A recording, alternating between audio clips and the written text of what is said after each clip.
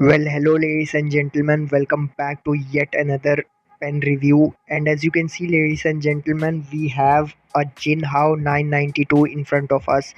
And today I'll be reviewing this and unboxing it and writing few words with it.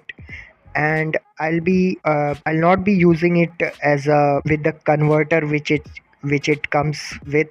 I'll be simply uh, sealing it with super glue, and I'll be using it as a eyedropper, and that's quite easy. And as you can see, by default you can't use it as an eyedropper because it will start leaking from it has a very weak spot over here. I'll show you. Before I show you the eyedropper version, here are some close-up shots, some beautiful shots as you can see, so enjoy. And as you can see, this has a nice nib, and as you can see, this is a fine nib as mentioned on the nib F. And I don't recommend converting it to eyedropper. As soon as it arrives, you have to first of all seal it with super glue, then you have to make it in an eyedropper, otherwise it will start leaking. And as you can see, ladies and gentlemen, this is how it looks like when it's fully disassembled. It has just 3-4 parts. And ladies and gentlemen, let's quickly test it out if it even writes. Let's fill its cartridge and let's see whether it writes or not. For everything I'll be using this Parker Quink Parker ink. So everything, even the eyedropper, I'll be making it eyedropper with this ink only.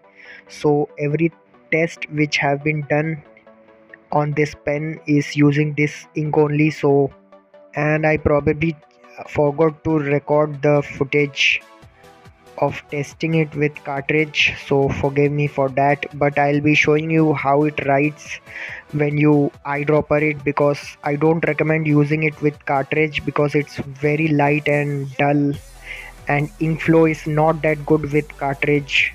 So this pen is worth converting it to eyedropper, and it writes fantastic after it's been converted to eyedropper, which you will see later in this video.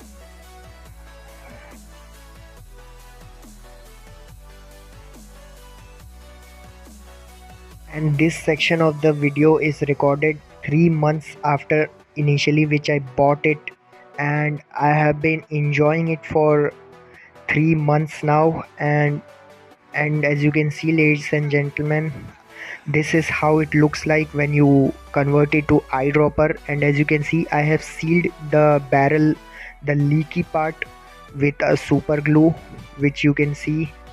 It looks a bit ugly, but you can't do a thing about it because it's this is the cheapest eyedropper pen which you can buy under 300 rupees, ladies and gentlemen. And it writes fantastic, and ink flow is excellent for 300 rupees.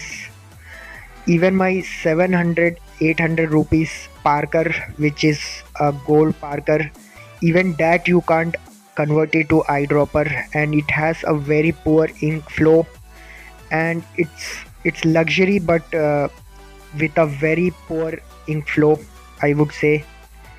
And it haven't leaked, it never leaked, but it has a poor ink flow problem.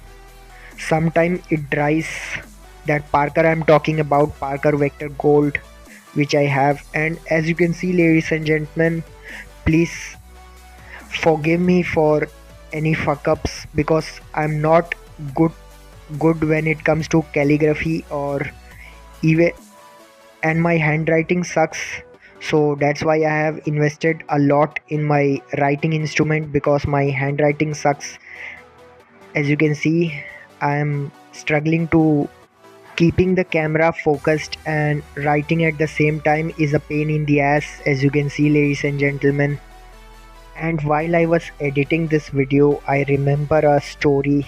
Back in my first year, I met a professor who said your handwriting is so bad that you need to buy a LKG UKG that writing book which they use to practice writing ABCD, and you can practice writing those alphabets, and eventually your handwriting will improve.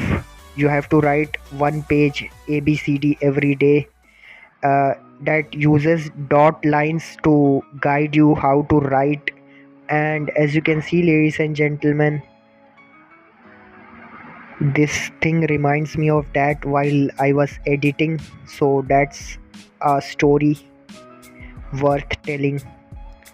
And ever since, my handwriting has not improved slightly, even a bit, which is very much visible while I'm writing. So enjoy, ladies and gentlemen.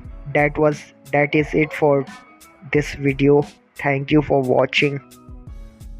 With that being said, you can lean back and enjoy and watch me scribbling on a piece of paper with a fountain pen.